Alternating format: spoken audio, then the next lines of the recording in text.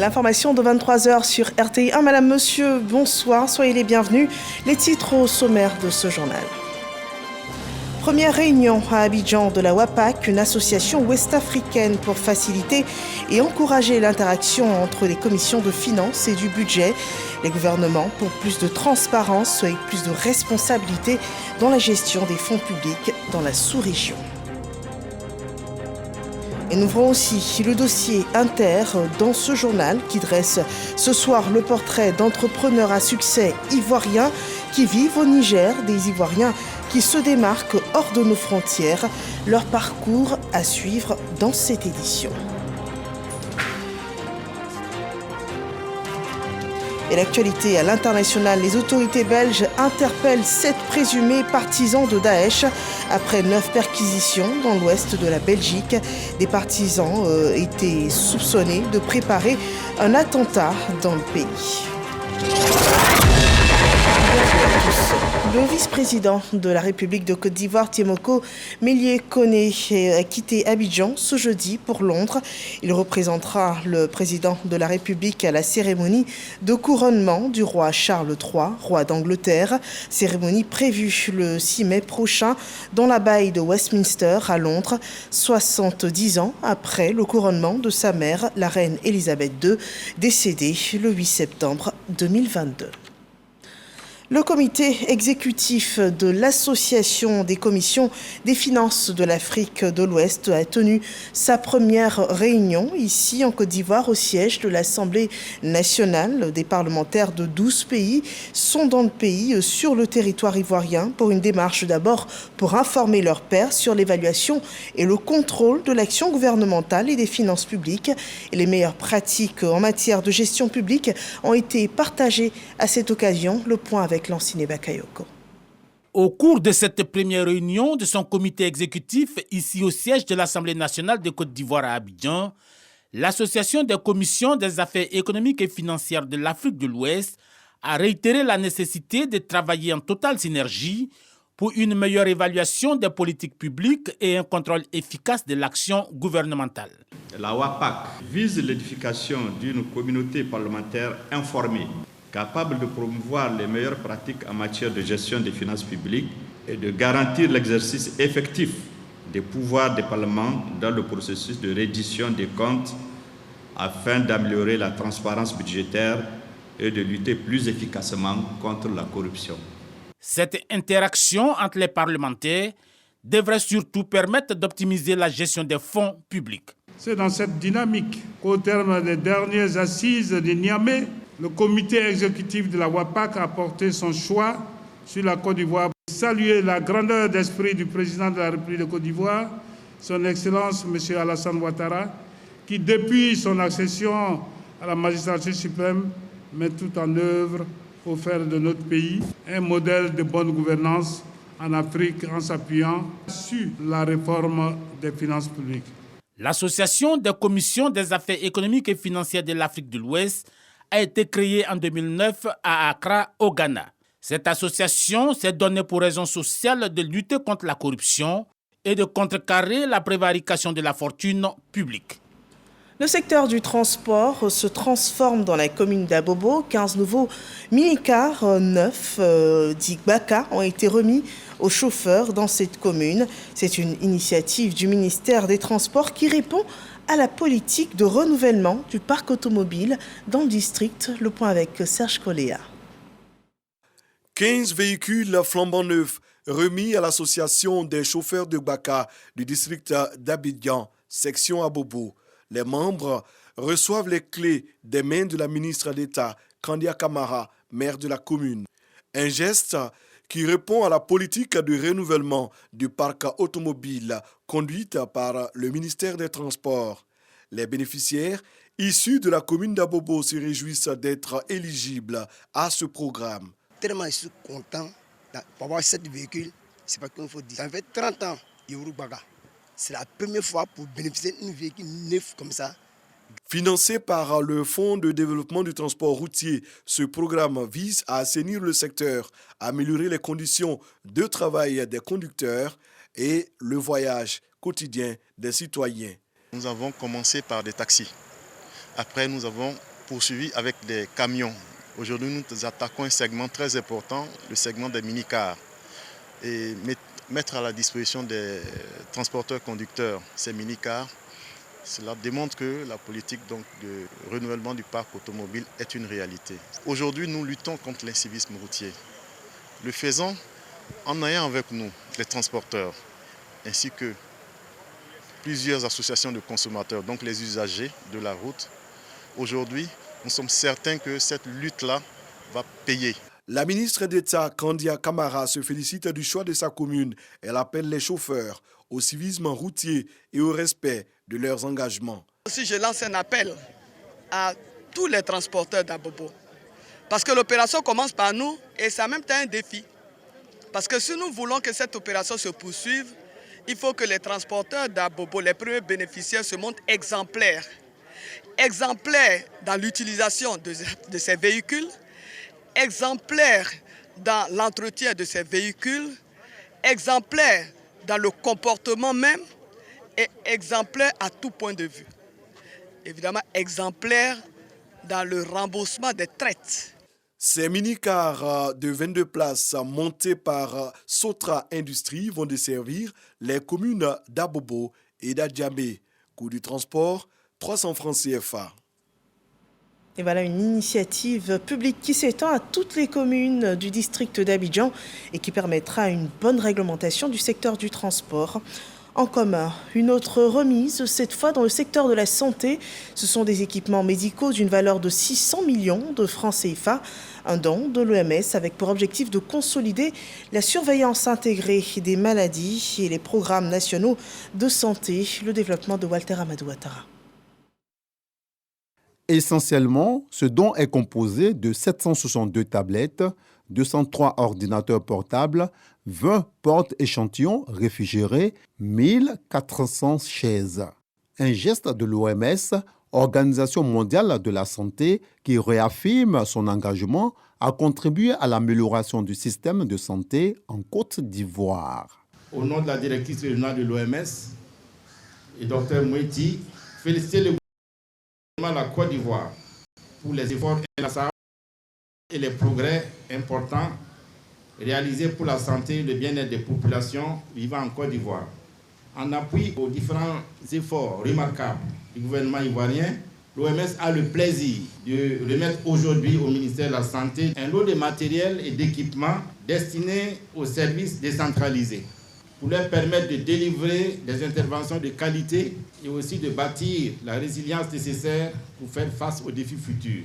Réceptionnant ces équipements médicaux et informatiques, le ministre de la Santé, de l'Hygiène publique et de la couverture maladie universelle souligne que cette solidarité de l'OMS est un apport important. C'est dans le cadre de la coopération que nous avons avec cette institution que la cérémonie qui nous réunit aujourd'hui est capitale. Il s'agit de la réception d'un don d'un montant total de 613 818 641 francs, dont la première tranche s'élève à 309 984 200.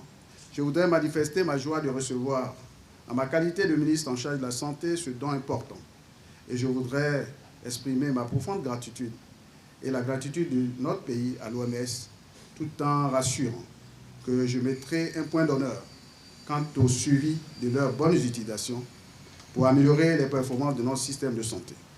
Également, ce don est destiné au renforcement de la surveillance des décès maternels ainsi qu'à la consolidation de la résilience des populations des régions du Tchologo et du Bunkani dans un contexte post-Covid-19. Le gouvernement ivoirien répond à d'autres problématiques dans le district d'Abidjan. Il s'agit là d'une pénurie d'eau dans la commune de Yopougon, une urgence à laquelle répond le gouvernement qui lance des travaux pour l'amélioration de la desserte en eau potable dans la commune. Et dans l'attente, plus de 15 citernes d'eau potable sont mobilisées pour ravitailler les ménages. Frédéric Oulaï et Graskando. Yopougon en Anéré. Cela fait 3 mois que l'eau ne coule plus régulièrement dans le robinet de Basile. Situation similaire pour Brigitte. Ce matin, nous n'avons pas pu laver les assiettes parce que nous n'avons pas eu d'eau depuis dit avant-hier, ça venait le matin. Mais avant-hier, ça ne vient plus. On attend à 2h, 3h du matin, tu te lèves, c'est un peu d'eau. Voilà. Tu vois, dans le nouveau nez qui est né, dans le nouveau nez qui est là, il n'y a pas d'eau. Pour le laver, c'est difficile. Le matin, on ne peut pas laver. Il n'y a pas d'eau. La pénurie d'eau prend de l'ampleur dans plusieurs sous-quartiers de la commune. Le déficit est estimé à 53 000 m3 d'eau par jour, selon le ministère de l'Hydraulique, de l'Assainissement et de la Salubrité. En attendant une solution définitive, le ministère entend soulager les populations. L'alternative trouvée, ravitailler les ménages via des camions-citernes. Le président Alassane Ouattara a demandé d'augmenter le nombre de camions-citernes de Yopougon. Actuellement, Yopougon est desservi par 4 camions-citernes qui donnent de l'eau. En plus de ces 4 camions, le gouvernement va mettre à disposition dès maintenant 7 nouveaux camions-citernes pour porter la dotation à 11 camions-citernes afin de vous soulager en attendant les grands travaux que je viendrai lancer prochainement. Une personne nous a fait la grave surprise de se joindre à nous ce matin. Elle va, à titre personnel, compléter la dotation de Yopougon en camions-citernes de 4 autres camions. Je voudrais m'en tenir au caractère solennel pour le lancement d'un projet social, d'une dimension sociale et qui permettra à beaucoup de populations de Yopougon de pouvoir donc disposer de l'eau. La consommation journalière d'eau dans la commune de Yopougon est de 195 000 m3. Pour combler le besoin en eau potable des ménages, il est prévu également la réalisation et le raccordement de 6 nouveaux forages à partir de l'usine de production d'eau potable située dans la région d'Elamé. Et un point sur cette conférence ministérielle qui se tient au Maroc autour des défis africains, des pays africains. La 3e conférence de l'initiative 3A qui s'est tenue ce jeudi à Meknès au Maroc. À cette conférence ont assisté le ministre d'État, ministre de l'Agriculture Kobenan Kwasi Adjoumani et le ministre des Eaux et Forêts Laurent Tchagba pour le compte de la Côte d'Ivoire. Lancée en marge de la COP22 au Maroc, l'initiative pour l'adaptation de l'agriculture africaine au changement climatique a pour objectif de définir des orientations stratégique pour assurer la production alimentaire face au changement climatique. La fête du travail était célébrée le 1er mai dernier. Pour l'occasion, nous nous sommes intéressés aux Ivoiriens qui se démarquent par leur activité professionnelle hors de nos frontières. Et au Niger, où s'est rendu notre reporter Éric Goret, ce sont des chefs d'entreprise ivoiriens qui ont exporté le savoir-faire de la Côte d'Ivoire. Une belle carte d'entrepreneurs à découvrir dans le dossier Inter.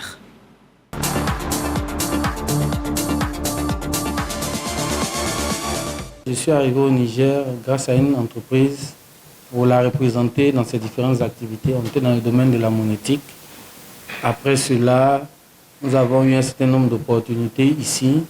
Et donc, nous sommes rentrés dans diverses activités à notre propre compte. Yao Boris, en plus d'être chef d'entreprise, est le président des Ivoiriens vivant au Niger, une forte communauté de 4000 âmes.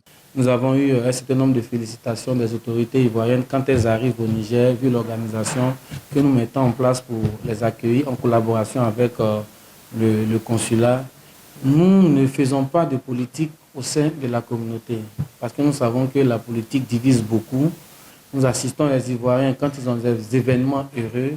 Quand ils ont des événements malheureux, nous sommes aussi présents. Nous sommes tout le temps présents aux côtés des Ivoiriens qui sont au Niger. Il y a quelques jours, une centaine d'Ivoiriens ayant tenté en vain de rejoindre l'Occident en passant par le désert nigérien ont été renvoyés dans leur pays grâce au président de la République Alassane Ouattara. En revanche, ceux qui sont arrivés dans ce pays de façon légale se sont imposés. Aujourd'hui, consul honoraire de la Côte d'Ivoire au Niger, Victor Akessé a d'abord travaillé dans plusieurs entreprises avant de fonder un établissement. Je faisais l'audit, je faisais la tenue de comptabilité des commerçants et puis des sociétés. Et il m'est venu l'idée de pouvoir créer une école de gestion, mais surtout une école tournée vers l'expertise comptable. C'est comme ça que j'ai pris attache avec l'Intec de Paris pour voir dans quelle mesure nous pouvons signer un partenariat. Et c'est parti de là. Beaucoup d'étudiants nigériens préfèrent se faire former dans cet établissement. On comprend mieux les cours. Nous sommes même presque à la fin de nos modules. C'est des professeurs non seulement compétents, mais aussi patients dans leur domaine. Patients parce qu'ils arrivent à prendre le temps de nous expliquer, de nous éclaircir. C'était bon d'avoir pris cette décision de venir ici. Un autre Ivoirien, Bakayoko Enza, est également fondateur d'un établissement spécialisé dans les hautes études technologiques et commerciales. Très tôt, on s'est rendu compte que des outils d'intégration sous-régionaux existaient, entre autres l'UMOA, qui permet aux opérateurs, n'est-ce pas, des pays de venir s'installer dans d'autres pays. Voilà comment nous venons nous installer ici. Depuis 6 ans que nous sommes là, nous essayons, n'est-ce pas, de prendre notre place, toute notre place dans l'écosystème de l'enseignement supérieur au Niger. Ici, ces Ivoiriens ne sont pas seulement dans la formation. Certains s'intéressent à d'autres domaines d'activité, dont la communication. C'est le cas de Justin Yao, arrivé ici en 2007. Il est propriétaire d'une agence de communication. J'ai été recruté depuis Abidjan, une agence de communication ici. Et après avoir travaillé ici, j'ai eu un poste à Bamako, ensuite en Guinée-Bissau. Et vu l'opportunité qu'il y avait sur le terrain ici, j'ai décidé finalement de créer mon entreprise. Et aujourd'hui, je suis à ma deuxième entreprise, une agence spécialisée dans l'achat média, dans la création de sites web, dans la gestion de la communication en général. Notre pays exporte aussi son savoir-faire culinaire. Bienvenue chez Até Alida, épouse Bamba. Je suis arrivée ici, ça me fait 11 ans à Niamey. Il y a une dame qui m'avait fait venir ici pour travailler. On a fait juste 1 an ensemble. Après ça, je me suis lancée un peu. Bien installé à Niamey depuis 11 ans, ces mets made in Côte d'Ivoire sont prisés. Ah, c'est bon, c'est très bon. C'est très bon, ça fait pas une semaine j'étais parti à Côte d'Ivoire. Donc, j'apprécie ça beaucoup. Le poisson braisé à l'atiéké est sa spécialité. Les activités se passent très bien comme on veut. Avec mes frères nigériens, en tout cas, tout se passe très bien ici. La communauté ivoirienne vivant au Niger est présente dans plusieurs domaines d'activité et chaque jour est un défi pour chacun d'eux afin de se maintenir parmi les meilleurs travailleurs du pays. Voilà une belle carte des Ivoiriens entrepreneurs à succès au Niger, une belle façon de représenter la Côte d'Ivoire hors de ses frontières. Le ministère de l'Économie et des Finances examine le flux financier du gouvernement qui passe par les services numériques pour une meilleure offre aux utilisateurs. C'est une réflexion ouverte au cours d'un atelier sur la promotion des paiements numériques et la sécurité des transactions digitales, suivant ce rapport de Jean-Luc Bangbo. En 2021, le coût de la cybercriminalité était évalué à environ 6 milliards de francs CFA en Côte d'Ivoire. Digitaliser et sécuriser les flux financiers gouvernementaux, tel est le but de cet atelier qui s'inscrit dans le cadre du programme de développement du secteur financier, mis en œuvre par le ministère de l'Économie et des Finances. Désormais sont mis en avant les moyens numériques afin de faire nos transactions financières et donc de toucher le citoyen lambda avec cette sécurité financière désormais. Afin d'assainir et stabiliser son secteur financier, la Côte d'Ivoire a signé un partenariat avec un des leaders mondiaux du paiement numérique. Malheureusement, aujourd'hui, plus de 95% des dépenses de consommation des ménages en Côte d'Ivoire, mais également dans la région, s'effectuent sous forme de monnaie fiduciaire. Et c'est quelque chose que nous souhaitons adresser au travers notamment de ce partenariat avec l'État de la Côte d'Ivoire. L'atelier a réuni une centaine d'acteurs du monde de l'économie numérique, issus tant du secteur public que privé. Il a été l'occasion de présenter la politique gouvernementale de promotion de la finance numérique. Le gouvernement ivoirien a initié plusieurs programmes pour soutenir la promotion des paiements électroniques avec pour résultat l'avènement de banques digitales. Il s'agit d'améliorer la qualité de l'offre de services en augmentant la praticité pour les utilisateurs en proposant des moyens de paiement innovants et compétitifs. Les communications de l'atelier ont porté sur la promotion des moyens de paiement numériques, la transparence et la fiabilité de ces paiements pour réduire le risque de perte, de vol ou de malversation. Un centre d'accueil et de transit pour victimes de violences basées sur le genre est ouvert dans la commune de Cocody. C'est un service d'assistance de l'ONG Akwaba Mousso pour un accompagnement psychologique, médical et juridique des victimes avec un regard sur l'avenir. L'ONG formera ses pensionnaires à la gestion des activités génératrices de revenus. Mamadou Kouassine en dit davantage. D'une capacité d'accueil de 27 lits adultes et de 12 lits enfants, le centre Akwaba Mousso se veut le refuge et le consolateur des survivantes de violences basées sur le genre. Situé dans la commune de Cocody, Akwaba Mousso est un centre d'accueil et de transit qui offre plusieurs possibilités de reconstruction aux femmes, dont la prise en charge holistique et la formation et le financement des activités génératrices de revenus. Nous offrons les 3 piliers de prise en charge, c'est-à-dire la prise en charge médicale, psychologique et juridique. Nous avons même quelques frais judiciaires que nous pouvons payer pour les cas qui sont vraiment sensibles. Et ensuite, nous avons le 4e pilier d'autonomie et réinsertion sociale. Présente à l'inauguration, la ministre de la Femme, de la Famille et de l'Enfant salue la contribution des ONG dans la lutte contre les violences basées sur le genre, tout en souhaitant l'implication des populations dans la dénonciation. Elle présente également les efforts du gouvernement dans la prise en charge des victimes de violences basées sur le genre. Unissons nos forces, joignons nos voix pour que la tolérance zéro à l'égard des violences faites aux femmes et aux filles ne soit pas un simple slogan, mais une réalité. Ensemble, disons non à la violence à l'endroit des femmes et des filles. Soyons tous mobilisés et agissons maintenant. Pour la réalisation de ce projet, l'ONG Akwaba Mousso a bénéficié du soutien de plusieurs structures internationales et locales, notamment la mairie de Cocody, l'ambassade de la Grande-Bretagne et l'ONG Ilemba. Portant un regard sur le développement des régions avec ce rapport sur la mise en œuvre de la politique de décentralisation en Côte d'Ivoire, remis au ministre de l'Intérieur et de la Sécurité. C'est une étude réalisée dans un cadre de concertation entre le dit ministère et les élus locaux à Boussanogo. Le ministre de l'Intérieur et de la Sécurité, Vagondo Diomandi, reçoit des mains du directeur général de la décentralisation le rapport issu du cadre permanent de concertation entre le ministère de l'Intérieur et de la Sécurité et les élus locaux. Ce rapport est une synthèse de l'état des différentes observations et recommandations formulées par l'Union des villes et communes de Côte d'Ivoire, l'Assemblée des régions et districts de Côte d'Ivoire, des organisations syndicales et professionnelles de collectivités territoriales. Nous sommes les bras séculiers de l'État.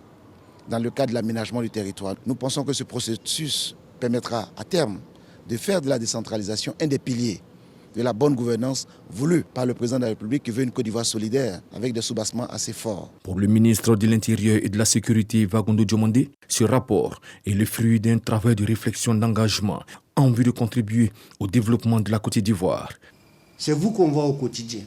Et il vous faut les moyens de la politique qui convient pour faire en sorte que vos électeurs se retrouvent dans toutes les actions que vous menez. Ce que nous faisons aujourd'hui, je le considère comme un travail noble qui a pour objectif principal de contribuer au développement de notre pays afin que nous puissions tous ensemble réaliser le bonheur collectif. Des propositions de tests instituant une fonction publique territoriale et un cadre organique des emplois adaptés aux missions des collectivités territoriales qui viendront améliorer l'environnement de l'élu local.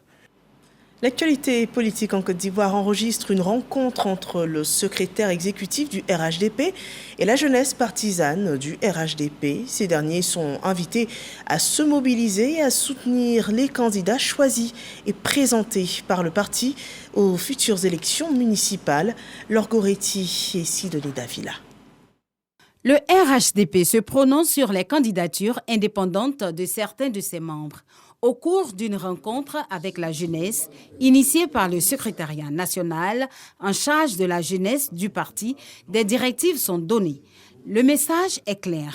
La jeunesse doit soutenir uniquement les candidats désignés par le parti pour les élections régionales et municipales du 2 septembre prochain. Elle dit qu'aucune candidature indépendante ne sera toléré. Alors, il y a certains qui disent, mais avant, il y avait les candidats indépendants, quand ils gagnent, après ils reviennent, on les embrasse. J'ai dit, je répète, on ne veut pas des candidats indépendants, on ne veut pas de victoire des candidats indépendants. La jeunesse du RHDP s'est engagée à soutenir cette vision du parti. Nous, jeunes du Rassemblement des Oufouettistes pour la démocratie et la paix, en abrégé RHDP, vu que le renforcement de la politique locale du président de la République est porté par les élus locaux du RHDP, vu que la jeunesse constitue plus de 70% de la population ivoirienne, engageons l'ensemble des jeunes du RHDP à soutenir sans réserve et sans calcul les candidats du RHDP lors des élections régionales et municipales du 2 septembre 2023. Les candidats RHDP sont ceux désignés par le directoire du parti. À l'issue de cette rencontre, les statuts et règlements intérieurs du parti ont été remis aux jeunes. La RTI rapproche ses programmes de ses téléspectateurs. Les humoristes de Bonjour sont à Paris, en France. Dans 2 jours, ils seront sur la scène de l'auditorium de 1000 places de l'espace Martin Luther King. C'est un centre socio-culturel qui accueillera comédiens et artistes chanteurs de Côte d'Ivoire. Et en attendant samedi, la délégation ivoirienne apporte beaucoup de chaleur dans les zones prisées par les ressortissants africains, histoire de mobiliser la diaspora pour ce spectacle. Parga Sorokone raconte. Aéroport Charles de Gaulle de Paris, il est 6 heures. Le directeur général de la radio-télévision ivoirienne, Fosseni Dambélé, et les humoristes accueillis par l'équipe de production de l'émission Bonjour de la RTI. L'ambiance est électrique. La diaspora ivoirienne à tout le monde, tous les Ivoiriens, toute l'Afrique. Et ne l'écoutez pas, écoutez-moi. Voilà. Moi, je suis la Véné. Si c'est lui, la ne verrez pas. C'est un faux type. Vous êtes venu, vous êtes resté ici. Oh. Il y a un qui doit à un pasteur. Tu dois à un pasteur. Viens, je vais prier pour toi, pour briser celui-là. Recevez. Ils y sont dans le cadre de Bonjour Paris. Après l'accueil, direction Paris-Château d'Eau, dans le 36 boulevard Strasbourg et Château Rouge, dans le 75 018 à la rencontre de la diaspora africaine avec Papitou, l'un des humoristes. Une fois arrivé, communion parfaite entre l'artiste et les fans de Bonjour. On invite tous les Guinéens et puis voilà, à y participer, de venir voir Papito et son équipe et tout, vous voyez. Il y a des billets de 35 €, des billets de 70 € et des billets de 100 €. Là, j'invite tous mes gars, tous ceux qui veulent participer, c'est à Créteil, 2 rue, comment dirais-je? À Créteil, espace Martin Luther King. Oui, espace Martin Luther King. Ivoiriens, Camerounais, Burkinabés, Congolais, Tchadiens, Gabonais, Sénégalais, Guinéens et bien d'autres nationalités africaines. Tous sont fiers d'accueillir cette émission humoristique de la RTI. C'est le cas d'Honorine, ivoirienne, commerçante depuis plus de 10 ans à Paris. Ça fait tellement plaisir, ça montre qu'on est en train d'évoluer dans le bon sens. Vous comprenez, l'émergence est en train de venir. Parce que venir auparavant, c'était au niveau d'Abidjan, au niveau de la Côte d'Ivoire. Et Bonjour 2023, qui s'exporte déjà, c'est une grâce et on espère qu'il en aura plein de fois. Je leur dis de venir, de sortir et soutenir. Parce qu'on a plein de diasporas qui sont là. Et ça y va de notre honneur. Donc je souhaite que nous tous, nous puissions sortir. Moi, je ne savais pas et là, je viens de l'apprendre. J'ai déjà pris 7 tickets avec mon groupe. Et là, je vais encore balancer, dire aux gens. Et j'espère que ça sera plein. De toute façon, nous y serons. Comme Honorine, de nombreux autres commerçants ressortissants des pays africains exerçant aussi dans le secteur informel au Château Rouge, tout comme au Château d'Eau, n'entendent pas se faire compter l'événement. En tout cas, les clients, on vous invite à Bonjour 2023. À l'espace Martin Luther King. Donc, venez massivement. On va bien s'amuser. Le 6 mai. RTI, merci beaucoup. Le 6 mai, Martin Luther King. À partir de 20h, tout le monde est invité. Au revoir. Même son de cloche dans les rues et ruelles de Paris. Informés de l'arrivée de Bonjour, les passants se disent mobilisés pour effectuer le déplacement à l'espace Martin Luther King à Créteil, dans le 94. Oh super, mais j'irai moi. Mais c'est à partir de 20h. 20h, mais je serai là. On sera tous là, n'est-ce pas? Ah oui. La 3e édition de ce grand rendez-vous du rire de la radio-télévision ivoirienne RTI, Bonjour Paris, s'est déroulée le 21 mai 2023 à l'espace Martin Luther King de Créteil, dans le 94. La RTI rapproche ses programmes de ses téléspectateurs. Les humoristes de Bonjour sont à Paris, en France. Dans 2 jours, ils seront sur la scène de l'auditorium de 1000 places de l'espace Martin Luther King. C'est un centre socio-culturel qui accueillera C'est ce samedi 6 mai à partir de 20h. Et voilà, avis à toute la diaspora ivoirienne et à tous les téléspectateurs qui nous suivent partout dans le monde, précisément en France. Rendez-vous à ce spectacle samedi à partir de 20h dans le 94 à l'espace Martin Luther King. Passons à l'actualité hors de nos frontières. La police belge a interpellé ce jeudi 7 personnes présentées comme de fervents partisans du groupe État islamique soupçonné de préparer un attentat en Belgique. Ce sont 9 perquisitions effectuées dans l'ouest du pays qui ont conduit à ces interpellations. Les suspects sont pour la plupart d'origine tchétchène et plusieurs scénarios ont été évoqués. La cible de l'attentat envisagé n'a pas encore été déterminée avec précision selon le parquet belge. Il est toutefois précisé que le groupe se livrait à une recherche active d'armes dans le but de frapper une institution située en Belgique. L'opération s'inscrit donc dans le cadre d'une enquête pilotée par un juge antiterroriste de Flandre occidentale qui pourrait décider de placer ou non les suspects en détention préventive après leur audition. Autre actualité, la piste terroriste est aussi soupçonnée au Pakistan après une fusillade dans une école secondaire publique dans le nord-ouest du Pakistan. Selon la police et des médias locaux, au moins 7 enseignants ont été tués ce jeudi. Dans cette fusillade, des hommes armés ont ouvert le feu dans l'enceinte de l'école et les élèves de l'école passaient des examens annuels au moment de la fusillade. Une enquête est ouverte pour découvrir le mobile de l'incident. C'est ici qu'on s'arrête pour cette édition d'information. Merci de nous avoir suivis. Rendez-vous demain, même heure, pour l'actualité d'ici et d'ailleurs.